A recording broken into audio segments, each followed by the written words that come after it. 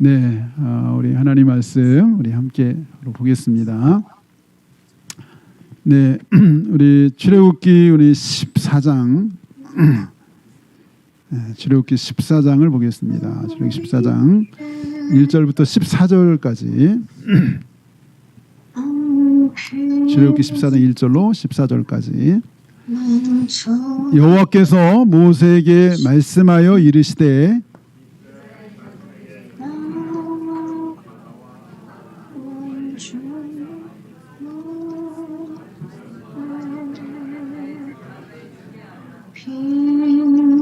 바로가 이스라엘 자손에 대하여 말하기를 그들이 그 땅에서 멀리 떠나 광야에 갇힌 바 되었다 하리라.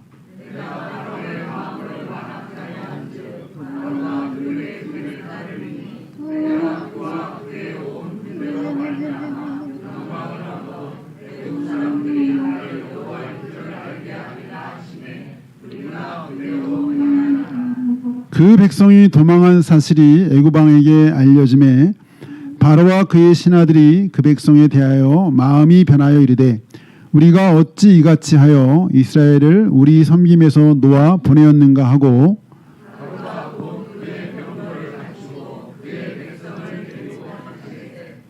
선발된 병거 600대와 애굽의 모든 병거를 동원하니 지휘관들이 다 거느렸더라.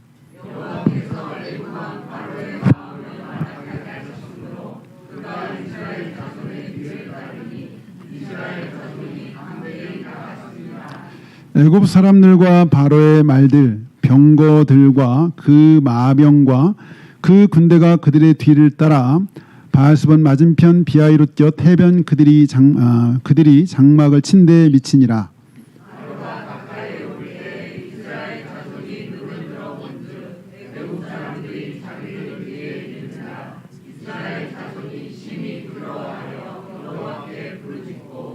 그들이 또 모세에게 이르되 애굽에 매장지가 없어서 당신이 우리를 이끌어내어 이 광야에서 죽게 하느냐? 어찌하여 당신이 우리를 애굽에서 이끌어내어 우리에게 이같이 하느냐?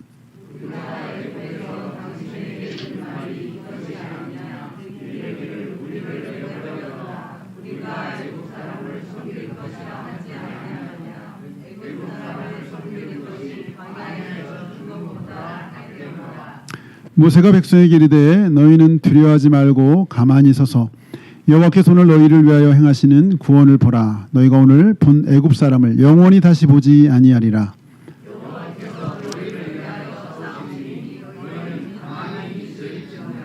아멘, 아멘. 네, 오늘 요즘 막 찬바람이 벗어나네요. 찬바람이. 네, 그렇게 더워가지고 에어컨 없이는 못 살았었는데 찬바람이 나서 밤에는 춥더라고요. 네, 환절기 또 여러 가지 알레르기는 성도들 있다고 들었는데 환절기 잘 넘어갔으면 좋겠네요. 오늘 이 14장 너무나 유명한 장이기도 한데 구원의 하나님 이런 제목으로 함께 좀 은혜를 나누려고 합니다. 구원의 하나님. 구약에서 이 구원을 의미하는 많은 부분들이 있지만 이 구약에서 가장 또 이 최고의 구원에 대한 상징이 오늘 본문이다. 이런 이 홍해 도하 사건, 바다를 육지처럼 건넜던 사건이죠. 바다에 길을 내시고 마른 땅처럼 건너가게 하시고 이 뒤에 그 지긋한 종살이에서 구원하셨던 하나님. 신약으로 말하면 갈보리 사건의 견줄을 만한 아주 놀라운 구원 사건. 이 바로 오늘 홍해 도하 사건인데 이 홍해를 건넜던 그 감격. 그 앞에 6월절 사건 이렇게 장자를 하나님이 심판하죠. 이집트의 장자를 쳤던 그 심판에서 구원받았을 때는 급하게 나오느라고 그랬는지 찬양하는 그런 내용이 안 나오는데 오늘 여기 이 홍해를 건넌 다음에는 이 성경의 최초로 또 가장 감동적인 찬양이 바로 뒤에 나와요. 15장에 가면 이 14장의 이 구원의 사건이 너무 감격스러워가지고 이 구원의 사건을 또 다른 측면에서 표현한 찬양이 15장 전체에 걸쳐서 두 번에 걸쳐서 찬양을 하는데 영상 좀 부탁드리고요. 네, 제가 원래 이 홍해 도하 사건 영상을 찾다가 이거는 제가 여러 번 보여드린 것 같아요. 그래서 이 홍해 도하 사건에 대한 이 배경으로 마치 지은 찬양 같은 홍해 사건을 배경으로 지은 찬양 같은 찬양이 있죠. 길을 만드시는 하나님, 웨이 메이커. 이 찬양, 이 브라질에서 했던 찬양인데요. 짧지만 한번 찬양 있죠. 길을 만드시는 하나님, 웨이.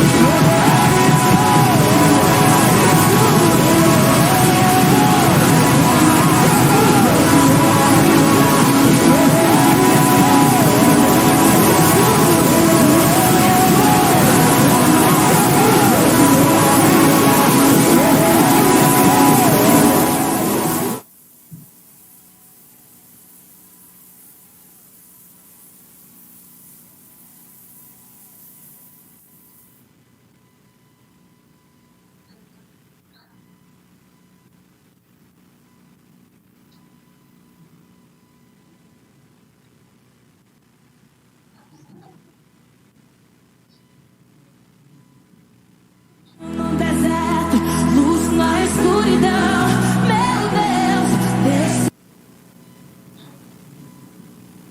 no deserto, luz na escuridão, meu Deus,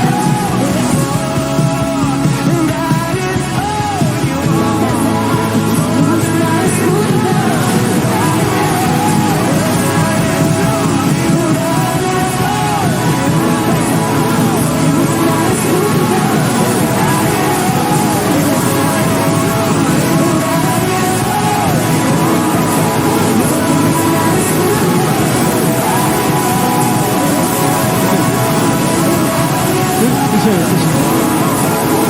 안 되는 것 같아요. 네, 뭐가 겹쳐서 막 소리가 나는 것 같은데, 네, 아쉽지만, 네, 오늘은 여기까지. 네, 이 아마 브라질에서 했던 찬양 같은데, 엄청나게 많은 분들이 이 웨이메이커라고 하는 이 찬양을, 네, 네, 불 켜주시 그냥, 예, 네, 한번 나중에 찾아보. 저기 되게 감동적인 아주 찬양인데, 오늘 이 본문을 배경으로 하는 것 같은 찬양이어서 제가 잠깐 좀 보려고 그랬는데, 네. 네. 제 앞에. 네. 네. 오늘 본문을 통해서 우리 몇 가지 좀 살펴보려고 합니다. 먼저는 우리 1, 2절을 보겠습니다. 1, 2절. 우리 1, 2절을 좀 같이 봅니다. 시작. 여호와께서 모세에게 말씀하여 이르시되 이스라엘 자손에게 명령하여 돌이켜 바다와 믹돌 사이에 비하이롯 곧 바알스본 맞은편 가닷가에 장막을 치게 하라. 네. 사실 우리가 성경을 보면 사실 성경이 우리가 이렇게 연대기로 따지면 지금부터 3,500년 전에 일어난 사건이고 주전 1,500년, 1,400년에 일어난 사건이다 보니 어떻게 보면 우리랑 굉장히 멀리 이렇게 시간적으로도 또 지리적으로 떨어진 사건 같이 느껴지지만 우리가 뭐 잘 아는 거죠. 그럼에도 불구하고 오늘 이게 나에게 무슨 관계가 있는가? 오늘 이 본문은 나에게 오늘 무슨 관계가 있는가? 이런 이제 우리가 생각을 하게 되는데 제일 먼저 우리가 가장 단순하게 오늘 본문을 우리가 생각해 본다면 우리 첫 번째 우리 인생 앞에 우리도 크고 작은 홍해를 만난다는 거죠. 우리 앞에 크고 작은 홍해. 근데 문제 뭐냐면 오늘 여기 지금 2절을 읽었지만 사실은 이 홍해를 이렇게 만나기 전까지 하나님 앞에 그냥 순종했어. 오늘 2절도 보면요. 이스라엘 전성이 명령하여 돌이켜 바다와 믹돌 사이에 비하이롯 곧 바알스본 맞은편 바닷가로 가라. 이제 이스라엘 백성 여러분 이제 뭐 지도를 여기서 제가 안 찾았지만 이제 이스라엘이 이집트가 저쪽에 있다면 이제 위에는 이렇게 홍해가 쭉 있고 지중해가 있고 이쪽이 가나안 땅이 이렇게 있다면요. 원래는 저기 고센 땅에 원래 살던 데서 가나안 땅까지는 해변길 이렇게 지중해 이게 국제도로 옛날 국제도로. 여기는 군사들이 다니는 국제도 해변 지중해변을 따라 쭉 국제도로 있고 가나안 그렇게 가면요. 한 일주일에서 2주 살면 이집트에 있던 이스라엘 백성들이 가나안 땅에 갈 수 있어요. 열흘이면 갈 수 있어요. 열흘이면. 그게 지름길에. 그냥 해변 따라 쫙 그 국제도 해변 유명한 해변길이라고 해서 성경에도 나와요. 그 해변길이라는 게. 근데 하나님이 거기로 인도하면 거 가다가 누가 있다 그랬죠? 블레셋이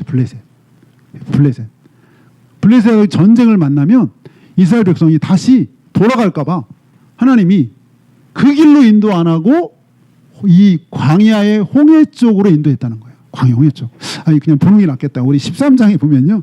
13장 보면 17절이죠. 13장 17절. 우리 성경에 있으니까 13장 17절 13장 17절 다 같이 한번 읽어봐요. 시작.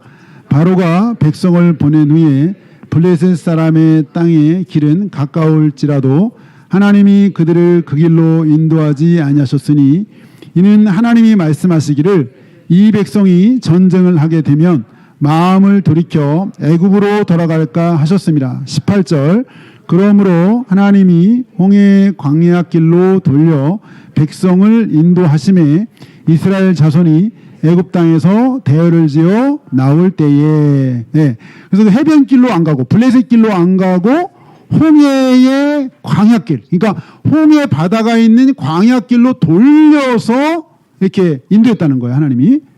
그리고 그렇게 해서 내려오는데 14장에 다시 하나님이 말씀하셨어요. 오던 길을 되돌려서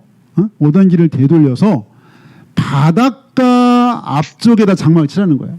오던 길 되돌려서 이렇게 홍해가 이렇게 있다면 원래는 오다가 이렇게 홍해를 넘어서 이쪽에서 진을 치야 되는데 여기 홍해가 있고 여기가 이집트라면 이쪽에다가 여기서 장막을 치라는 거예요. 여기가 홍해고 여기가 장막 여기서 비하이로 맞은편 여기다가 장막을 쳐라. 아니 그러면 저 이집트 쪽인데 여기다 치면 누가 봐도 이거 외통수예요.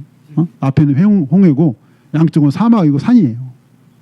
하나님이 일로 인도하라는 거예요. 네. 그래서 하나님 말씀대로 했는데 하나님 말씀대로 2절에 순종해서 갔는데 앞에가 뭐였다고요? 홍해 바다인 거예요. 홍해. 하나님 말씀에서 왔는데 앞에가 홍해가 있는 거예요. 우리가 때로 그냥 나름대로 이렇게 기도하고 예배를 통해서 인도받아서 갔는데 그 길에 홍해가 있는 거예요. 홍해가. 신약에도 그런 일이 많죠. 마게도냐 환상을 보고 유럽의 첫 성인 빌립보로 갔는데 거기서 막 엄청난 환란을 당해요. 그러면 막 헷갈리죠. 그럴 때. 근데 그럴 때 어쨌든 우리가 이제 결과적으로 이 14장을 그냥 적용한다면 이렇게 때로는 하나님의 인도하심을 받는 중에서도 우리가 특별히 뭐 어떤 잘못이나 우리에게 뭐 어떤 것이 아닌데 우리가 분명 홍해를 만날 수도 있다는 거예요. 하나님이 여기를 인도하셨다니까요. 그 홍해 딱 그 앞쪽으로 인도하셨다니 하나님이. 그래서 그렇게 순종해서 갔는데 홍해인 거예요. 여러분 되게 좀 당황될 수 있죠. 근데 하나님이 우리를 뭐 벌 주려고 뭘 잘못해서 뭐 이런 게 아닐 수 있는 거예요. 여기 오늘도 그냥 하나님 말씀 순종해 갔는데 홍해인 거예요. 이 길로 이때까지는. 근데 또 한편으로 보면 사실은 이 앞에가 홍해가 있었기 때문에 이 홍해를 어떻게 해요? 건너는 체험을 할 수 있었어요. 홍해를 건넌 사람들은 홍해 앞에 선 사람들이야. 홍해 앞에. 우리가 오늘 14장에 가장 단순하게 적용할 때 그런 거죠. 우리 인생 앞에 우리가 때로 이렇게 하나님 뜻대로 산다고 했는데 앞에 홍해 같은 게 있을 수 있어요.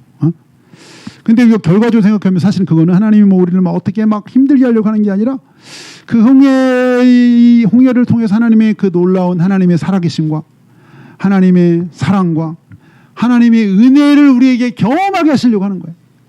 이들이 홍해가 앞에 있었기 때문에 홍해를 통해서 엄청난 은혜를 경험했어요. 이들이 어쩌면 구약의 가장 놀라운 은혜를 경험했어요. 지금까지 10가지 재앙은 어쩌면 이 최고의 하이라이트를 위한 전초전 같아요. 10가지 재앙은. 홍해 사건은 앞에 있는 모든 10가지 재앙의 마지막 하이라이트예요.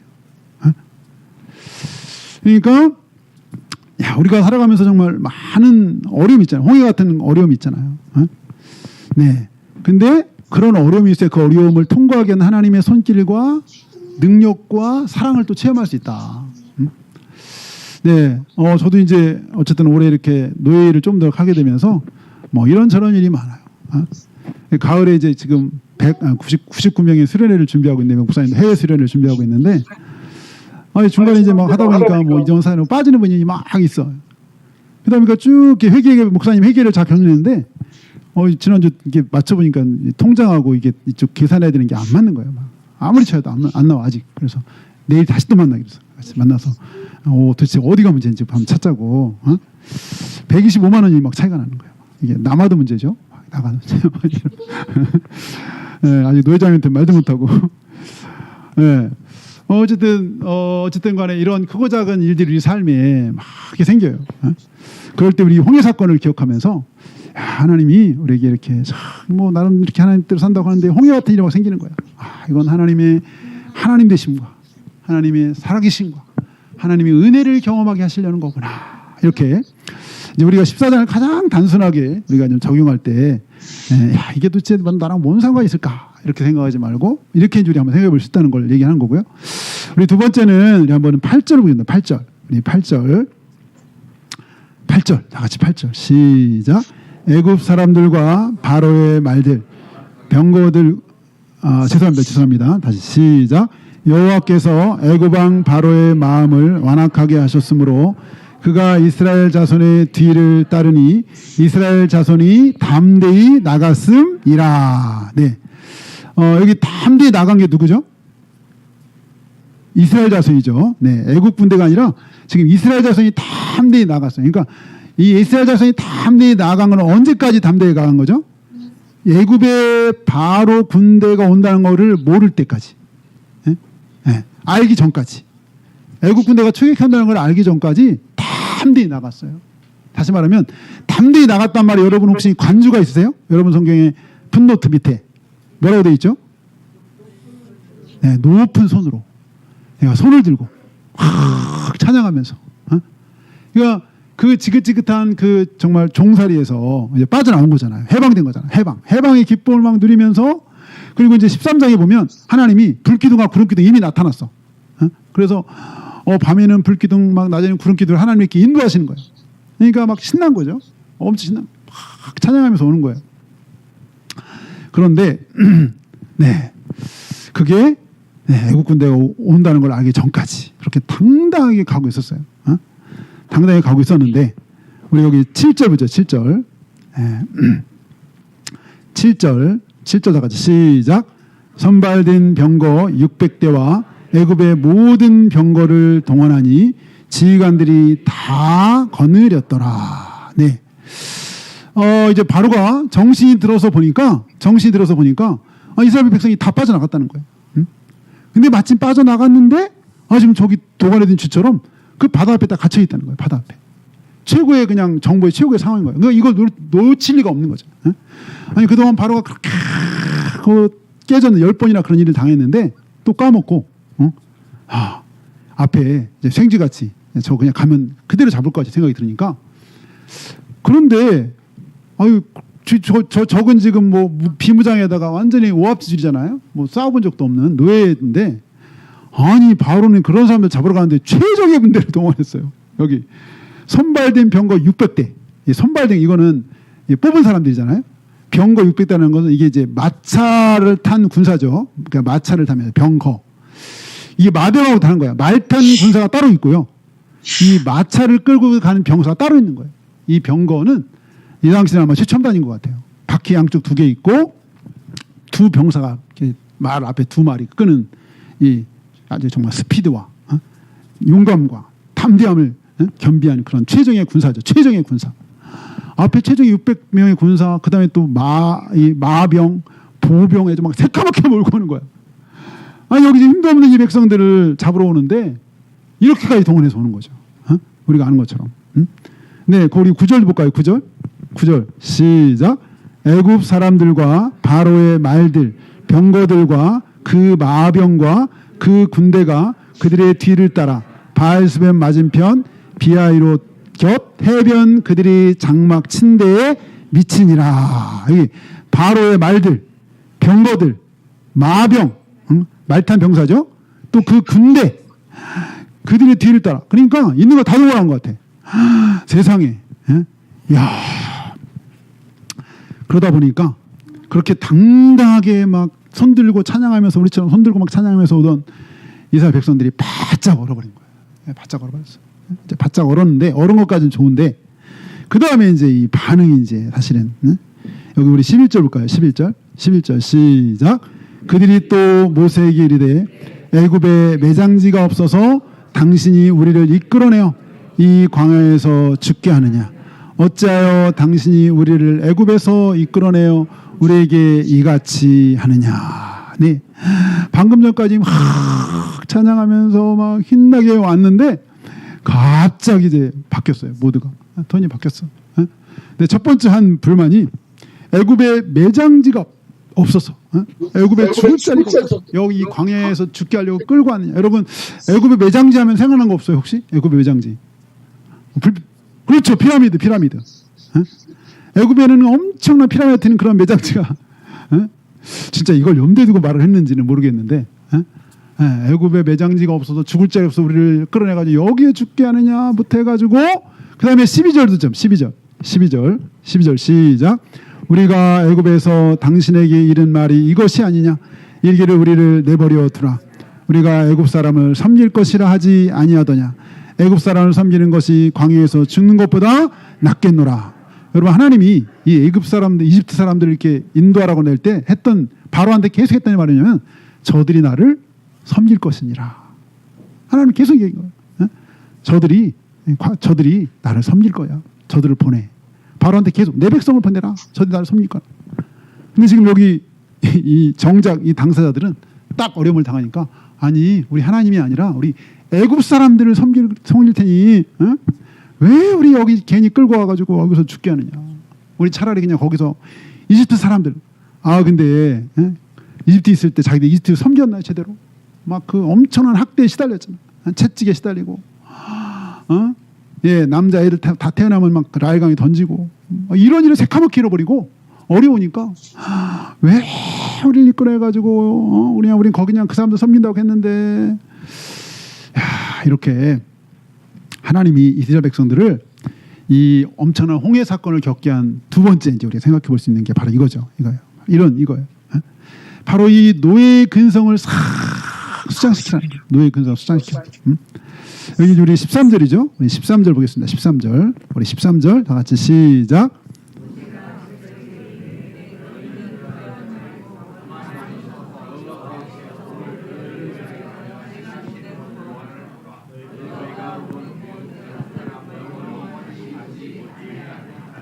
오늘 너희를 위해 행하시는 구원을 보라. 너희는 가만히 서서 오늘 우리 찬양했죠. 너희는 가만히 있어. 너는 가만히 있어. 여호와께서 오늘 너희를 위해 행하시는 구원을 봐라. 구원. 이 엄청난 구원을 봐라. 구원. 이 구원 사건. 구원을 봐라. 근데 그 다음에가 너희가 오늘 본 애굽 사람을 영원히 다시 보지 아니하리라. 이거는 곧 이들이 수장될 거에 대한 얘기예요. 사실은 이게 1차적으로는 그렇죠. 여기 외국 사람들 영원히 다시 보지 않는 말은 이 사람들이 곧 좀 있으면 물에 다 이렇게 수장될 거에 대한 표현이긴 해요. 근데 우리가 한번 이 맥락에서 볼 때 앞에 방금 했던 이스라엘 백성들의 불평을 생각해 본다면 너희가 주인으로 섬겼던 그 이집트 사람 방금 우리 12절에 했잖아. 우리는 그냥 거기서 애굽 사람을 영원히 이렇게 섬길 것이라 한다. 섬기려고 한다. 우리 애굽 사람 섬긴 것이 낫다.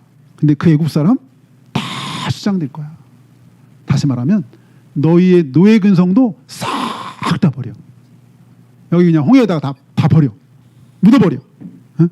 그리고 이제 너희는 완전 새로운 피조물이요 새롭게 된 피조물 자유인으로서 마음껏 자유롭게 하나님을 섬길 사람들이에요. 이 홍해의 의미.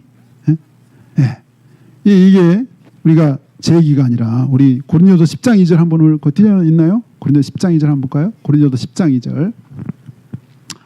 고린도서 10장 2절. 여기 저 위에 있네요. 저 위에 있습니다. 한번 같이 한번 읽어봅니다. 시작. 모세에게 속하여 다 구름과 바다에서 세례를 받고 이 바로 이 구름과 바다가 바로 여기 지금 이 장면을 말하는 홍해 사건을 말하는 거죠. 이 바다를 육지같이 건넌 이 사건을 통해서 다 세례받은 건 뭐냐? 다 과거는 장사지냈다는 거예요. 우리 세례라는 의미가 뭐냐? 물에 잠기면서 과거는 다 못 박았어. 십자가에 못 박았어. 장례지내. 그리고 이제 물에 올라오시면서 오래 올라오면 새로운 피조물로 이제 부활에 연합된 주님의 부활의 몸에 연합된 새로운 완전히 새로운 피조물이에요. 과거의 노예 근성은 싹 정리하고 이렇게 노예 근성 죄는 다 묻어버리고 갈라디아 2장 십자가에 다 못 박고 갈라디아 2장 20절에 말한 것처럼 옛사람은 다 십자가에 못 박고 이제 새로운 피조물이다. 네, 너 이제는 애굽 사람을 영원히 보지 않아. 너희들이 그렇게 섬기려고 하는 애굽 사람은 이제 못 봐. 너희 주인을 바꿔. 새로운 피조물이야. 새로운 피조물. 네, 이제 이스라엘 백성이 노예 근성은 다 물에 빠져 죽은 거죠. 물에 빠져 죽고 새로운 피조물로, 이제는 노예의 신분이 아닌 자유의 신분으로 하나님을 섬기되 자발적으로 하나님을 섬기는 그런 사람이다라는 거죠. 이 두 번째 의미. 아까 우리 첫 번째는 우리 인생의 홍해를 만날 때가 인생의 수많은 크고 작은 홍해들. 그럴 때마다 하나님은 그 홍해를 통해 우리에게 하나님의 은혜를 경험하게 하시려고 하는 거다. 두 번째는 우리 홍해를 건너게 하신 것은 이 과거 노예 근성을 싹 옛사람을 그냥 다 묻어버리고 물에 함께 장사 지내고 완전히 새로운 사람, 새로운 피조물로 이제 자유의 몸으로 돼서 자유롭게 기쁨으로 하나님을 섬기는 사람이 되었다. 이게 홍해의 이 사건이 주는 그 의미라는 거예요. 마지막으로 네, 우리 오늘 홍해 지금 우리 방금 읽었지만 다시 한번 우리 13절 한번 보겠습니다. 다시 한번 보겠습니다. 시작. 모세가 백성에게 이르되 너희는 두려워하지 말고 가만히 서서 여호와께서 오늘 너희를 위하여 행하시는 구원을 보라. 너희가 오늘 본 애굽 사람을 영원히 다시 보지 아니하리라. 비록 여기서 구원은 물에서 바다로부터 애굽의 그 막강한 군대로부터 건진받는 구원이죠. 여기 구원의 1차적인 의미는 그런 구원을 여기서 표현하는 거죠. 근데 여기서 이 구원의 사건은 우리가 말한 것처럼 우리가 이 땅의 사탄의 권세와 어둠과 죽음에서 건진받고 구원받는 사건의 가장 놀라운 상징이라는 거. 이 구약에서 보여주는 우리가 받아야 할 구원의 가장 놀라운 상징. 이게 바로 홍해를 건넌 사건이었다. 이 구원을 보라. 이렇게 말씀하셨는데 아까 우리 봤지만 하나님이 아까 우리 봤지만 그냥 블레셋 길로 가지 않고 일부러 홍해 광야길로 인도하셨는데 또 돌이켜서 홍해 앞에 장막을 치게 하신 것은 이 하나님이 놀라운 구원의 역사를 경험하게 하시려고 이 놀라운 구원의 역사를 경험하게 하시려고 우리 16절 볼까요? 16절 오늘 본문은 아닌데 우리 성경의 16절 보겠습니다. 16절 여기도 있네요. 여기도 여기는 없네요. 네, 우리 16절 시작. 지팡이를 들고 손을 바다 위로 내밀어 그것이 갈라지게 하라. 이스라엘 자손이 바다 가운데서 마른 땅으로 행하니라. 네, 마른 땅으로 행하니라. 17절까지 16절 됐습니다. 16절 일단 여기 보면은 이스라엘 자손이 바다 가운데 마른 땅으로 건너가기라 이렇게 얘기했죠. 이게 반복되는 22절입니다. 22절도 보겠습니다. 시작. 이스라엘 자손이 바다 가운데를 육지로 가고 물은 그들의 좌우의 벽이 되니. 예. 그 10가지의 재앙도 놀라운 일이었어요. 앞에 10가지 재앙. 정말 놀라운 기적들이에요. 하나하나가. 근데 어떻게 보면 그 10가지 재앙은 이스라엘 백성들이 그냥 멀리서 바라봤어요. 멀리서. 그냥 이스라엘 그 영지에는 그런 재앙이 없었기 때문에 이집트에서 두 번째, 세 번째 재앙부터는 다 이집트에서만 일어났어요. 흑암 재앙, 우박 재앙이 다 이집트. 그러니까 멀리서 이제 바라만 봤던 거예요. 바라만. 근데 이 홍해를 건넌 사건은 여기 있는 모든 사람이 다 체험한 거예요. 모든 사람. 한 사람도 없이. 그 놀라운 거는 여기 우리가 아는 것처럼 이제 전쟁에 나갈 만한 사람이 한 60여만 명 됐는데 그래서 보통 우리가 그냥 대략 계산할 때 4인 가족 계산 200만으로 보통 계산하는데 야 200만 명에 한 사람도 빠짐없이 여기를 한 명의 낙오자 없이 아니 완벽하게 건너간 거죠. 근데 건너가면서 하나님이 놀라운 이 구원의 기적을 경험한 거예요. 여기 나온 것처럼 이 사실 우리가 아는 것처럼 바다는 이렇게 물이 이렇게 들어갔다 나면 그냥 뻘이에요, 뻘. 보통 이제 뭐 서해 같은데 잠깐 바닷물이 빠져서 이제 물이 드러나면 거기 가서 이제 막 고기도 잡고 막 그렇잖아요. 막 나간 사이에. 근데 거기 이게 뻘일 뿐만 아니라 그냥 걸어가기 되게 어려워. 막 돌도 있고 바다도 있고 막 이런 게 있는데 이 거리가 그냥 짧은 거리가 아니라 적어도 바다면 학자들은 말하기를 최소한 10km 정도 되지 않아. 10km. 지금은 이 지형이 변화돼 가지고요. 정확한 위치를 찾을 수가 없다 그래요. 여기 도하였던 이 장소를. 근데 최소 바다니까 이게 10km면 보통 우리가 걸음으로 1시간당 4km 가는데 아이들이 딸려고 짐승이 딸려 있어요. 그럼 아마 반 정도, 시속 2km 정도 가면 5시간을 건너요. 5시간을 건너가야 돼요. 근데 이게 뻘이고 이 바다인데 여기 뭐 온갖 게 막 그냥 빠지는 데도 있고 그러면 이 사람이 가는 게 아니라 뭐 마차도 있고 뭐 애들이고 사람이 있는 게 갈 수가 없어요. 갈 수가 없어. 근데 하나님 어떻게 했느냐? 뭐를 불게 하사?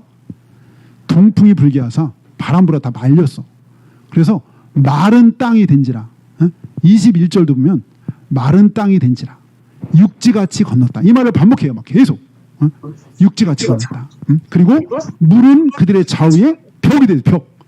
그러니까 이 바다니까 물이 다 멈춘 거죠. 그러니까 멈춘다 보니까 벽이 된 거예요. 벽이. 이 200만 명이 이렇게 이 빠져나가려면 굉장히 많은 아까 뭐 그 바다를 빠져나간 것도 그렇지만 도대체 몇 년 대열로 가야 될지 모르겠는데 시간이 많이 걸리는 이 행이 굉장히 길죠. 지난번에 여의도 집회 옛날에 뭐 100만 모였다고 하는데 막 정말 새카맸잖아요. 쫙 한 걸 보면 엄청난 그게 이렇게 흩어져서 쫙 걷는다고 생각하면 야, 이 물벽과 벽 사이가 도대체 몇 미터가 됐을까 싶은데 네. 어쨌든 이 장관을 몇 시간에 걸쳐서 다 보고 느낀 거예요. 이스라엘 백성 한 사람도 빠짐없이 다 경험했어요. 네? 최고의 구원 사건을 경험한 거예요. 네? 근데 사실은 그들이 아까 분명히 애굽의 최정예 군대 엄청난 군사들이 바로 쫓아왔어요. 그 앞까지. 네? 그러면 이제 그냥 시간만 있으면 그냥 다 잡혀 죽는 거예요. 하나님 특별 장치를 써가지고 더 이상 그들이 못 오게 딱 막았을 뿐만 아니라 하나님 바퀴를 다 벗겼대. 이집트의 그런 그 병거의 바퀴를 하나님 어떻게 벗겼는지 모르겠는데 자중질환이 일어나겠는지 그냥 바퀴를 벗겨버렸어요. 이거 달려올 수가 없는 거예요. 그 하나님 못 오게 딱 막으셨어. 바로 눈앞에 있는데 그냥 가서 죽이면 될 거 아니에요. 네? 그러니까 이스라엘 백성들 저 뒤에서 저들이 이렇게 애국 군대가 분명히 쫓아왔는데 더 이상 접근 못하는 거예요. 막 가면서 불안했겠죠. 이제 여기 마른 땅 자기만 걷는 게 아니잖아. 그러면 애국 군사도 바로 쫓아올 수 있는 거잖아. 거기가 마른 땅은. 응? 근데 못 오는 거예요. 응? 처음에는 막 불안했을 것 같아. 저들 바로 쫓아올 텐데 어떻게 해야 돼? 빨리 막 가야 되는 거 아닌가? 막 이러다가 시간이 지날수록 하나님이 저들 못 오게 하고 있다는 거를 알면 좀 더 여유롭게 가겠죠. 그래서 안전하게 다 새벽이 돼 이제 밤새 빠져나가 새벽이 되고 나니까 이제 그때 저들이 이제 쫓아오겠죠. 하나님이. 그때 하나님 모세를 통해서 다시 스팡을 내밀라고 하니까 그때 이게 멈춰섰던 바닷물이 다시 쫙 합쳐지면서 뒤따라오던 그 엄청난 이 애굽의 군사들이 그냥 다 물에 수장이 됐는데 이 엄청난 구원 사건을 경험하고 우리 오늘 본문은 아니지만 우리 성경에 있으니까 우리 한번 거기 15장 2절을 볼까요? 15장 2절 우리 15장 2절 온 백성이 다 함께 모여서 하나님을 찬양했어요. 찬양했어요. 우리 15장 1절 2절 같이 보면 1절 2절 1절 2절 시작. 이때 모세와 이스라엘 자손이 이 노래로 여호와께 노래하니 일러스되 내가 여호와를 찬송하리니 그는 높고 영화로우시며 말과 그 탄자를 바다에 던지셨음이로다. 여호와는 나의 힘이요 노래시며 나의 구원이시로다. 그는 나의 하나님이시니 내가 그를 찬송할 것이요 내 아버지의 하나님이시니 내가 그를 높이리로다. 모세와 이스라엘 자손이 다 함께 부르는 노래예요. 엄청난 감동의 찬양을 부르는 거예요. 최초로 집단적인 찬양이에요. 최초로.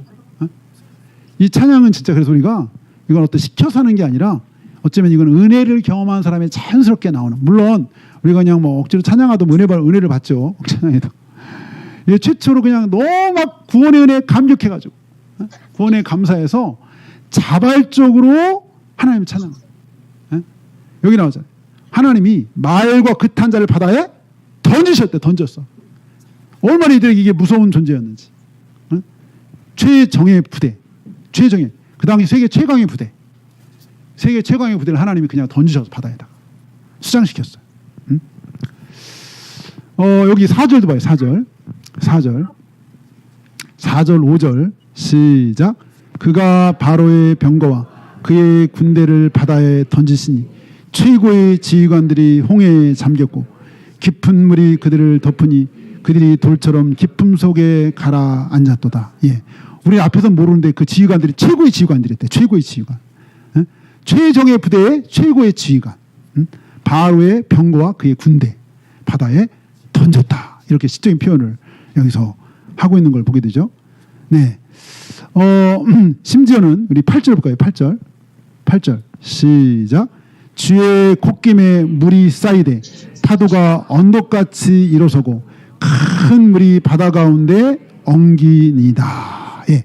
그냥 하나님의 콧김, 우리가 숨쉬는 콧바람, 이 하나님의 콧바람으로 홍해 바닷물이 그냥 섰어. 멈춰 서고 쌓였어. 그냥 쌓였어. 언덕같이 일어서고 큰 물이 바다 가운데 엉기니이다. 네.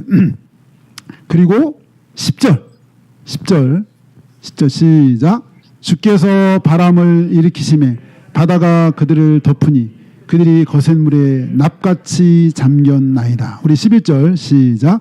여호와여 신중에 주와 같은 자가 누구니까 주와 같이 거룩함으로 영광스러우며 찬송할 만한 위엄이 있으며 기이한 일을 행하는 자가 누구니까. 네, 우리 13절도 맞아. 13절 시작. 주의 인자하심으로 주께서 구속하신 백성을 인도하시되 주의 힘으로 그들을 주의 거룩한 초소에 들어가게 하시나이다. 아멘. 이 하나님의 사랑으로 이 하나님의 택한 백성들을 인도하시고 구원의 길로 인도하셨다. 구속, 구원의 길로. 하나님이 이런 엄청난 이적과 기적을 통해서 하나님의 백성들 하나님이 원하시는 곳을 인도하신다라고 하는 이런, 그러니까 앞에 이 감격을 찬양으로 입체적으로 묘사해 줘서 좀 더 상황을 좀 우리가 알 수 있도록 이들이 얼마나 놀라죠. 근데 여기 이렇게 집단적으로 찬양하는데 너 이게 아쉬운 거야. 막 이렇게 몇 시간에 찬양하는지 모르겠어. 아마 애들이 막 감격에 막 찬양하는데 이게 또 아쉬운 거야. 그 뒤에 보면 미리암이 이 마르네 미리암이 소고를 잡고 모든 여인들과 함께 춤을 추면서 아까 막 우리 여기 찬양에서 막 춤을 추듯이 막 춤을 추면서 하나님을 찬양하는데 그때 뭐라고 표현했냐면 그는 높고 영화로우시며 말과 그탄 자를 바다에 던지셨습니다. 야, 이게 얼마나 얘들의 동포스러웠는지. 말과 그탄 자를 하나님이 다 던졌다. 그래서 우리가 이 사건을 통해서 우리가 하는 말이 있어요. 구원과 심판은 동시에 이루어진다. 구원과 심판은 동시에. 근데 마지막 때도 마찬가지예요. 심판의 날이 구원의 날인 거예요. 심판의 날이 구원의 날. 우리에게는 구원의 날이고 세상 심판. 예수님이 다시 오셔서 세상을 심판할 때 바로 심판과 함께 구원이 이루어지는데 그때 우리는 아까 우리 찬양했던 것처럼 황금 마차를 탈지 모르겠지만 영원한 하나님 나라에 우리가 이제 가게 되는 놀라운 구원의 완성. 구원의 완성.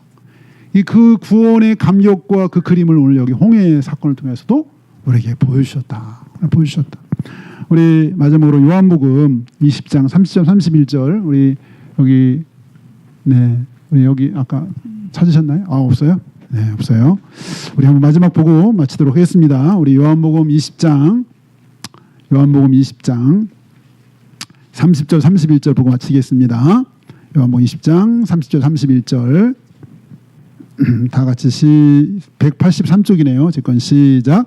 예수께서 제 아들 앞에서 이 책에 기록되지 아니한 다른 표적도 많이 행하셨으나 오직 이것을 기록함은 너희로 예수께서 하나님의 아들 그리스도이심을 믿게 하려 하며 또 너희로 믿고 그 이름을 힘입어 생명을 얻게 하려 함이니라. 하나님이 이런 엄청난 기적을 통해 보여주신 것은 여기도 요한복음에서도 예수님이 많은 표적과 이적을 행하는 이유가 있는데 그것은 예수님이 하나님의 아들 그리스도이심을 믿고 그 이름을 믿고 예수님을 믿어서 영원한 생명을 얻고 구원받고 천국 가게 하려고 하나님이 그런 놀라운 이적들을 보여주셨다. 구약의 바로 이 구원사건 출애굽도 마찬가지고 제가 한 가지만 얘기하고 마치려고 하는데요. 우리가 이렇게 이 구원의 사건을 잘 실감 못하다가 가끔 영적인 어떤 영적인 현상, 영적 체험 뭐 이런 건 얘기 들으면서 또 이제 실감하게 되는 것 같아요. 이 구원의 사건은 우리에게 너무나 중요한데 또 하나 중요한 게 있어요. 이 사탄 마귀도 이 구원의 사건이 중요해요. 자기 세력을 잃으면 안 되니까. 마치 막 바로가 집요하게 자기 손 안에 들으려고 하잖아요.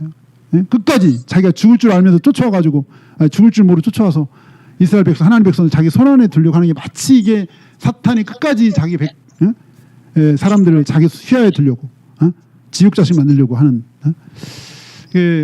우리 이제 11월이 되면 우리가 사랑했던 우리 한상규 성도님 하늘나라 간 날이잖아요. 이제 10개월 됐는데 그 집안에 이제 한상수님이 이제 두 번째였고 유일하게 믿었던 분이 형수님이에요. 형수님. 그 이제 한 달 전쯤 한 달 좀 더 됐군요. 한 2달 전쯤에 그 형수님이 이제 여기 우리 한상수님 부모님을 이제 연로하시니까 이제 모셨어요. 포천으로 모셨어. 근데 전 나중에 들었어. 그냥 뭐 전화했더니 그냥 그 다 둘이 출근하고 없는 사이에 몰래 택시 타고 도망쳤대. 예산으로. 예산이 아니라 여기 대전으로. 그 스토리를 들어봤더니 왜 그렇게 도망쳤는지 이제 스토리를 나중에 들었어요. 거기 오신 지 한 달쯤 됐는데 밤에 갑자기 어머님이 주무시다가 한 12시쯤에 막 소리를 지르더라고요. 막 소리를 지르면 난리를 막 쳐가지고 그래서 그 형수님이 막 자다 깨가지고 막 119를 부르라고 형님한테 막 그랬나 봐요. 그 완전히 막 제정신이 아닌 것처럼 어머니 막 자다 말고 막 그 완전히 뭐에 막 붙잡힌 것처럼. 근데 그때 그러면서 한 얘기가 제가 꿈을 꿨는데 자다가 꿈을 꿨는데 귀신이 나타나서 자기 막 머리끄댕이를 완전히 잡아 깨고 막 휘두르고 몽댕이로 몸을 막 엄청 팼더니 자는데 꿈에 귀신이 나타나가지고 막 그렇게 시달리다가 깬 거야 이분이. 근데 그게 막 엄청난 공포로 왔나 봐요. 그래서 막 자다 말고 소리 지르고 막 난리를 치면서 그동안 그런 얘기 한 번도 안 했는데 여기 집에 교회 다니는 사람이 있어가지고 교회 다니는 사람하고 절을 맞지도 않는데 막 이러면서 막 그러더래. 그래서 형수님이 너무 막 기가 어이가 없어서 어머니 정말 42년 내 여기 집에 살았지만 언제 그 문제가 내가 한 번 얘기한 적이 있었느냐.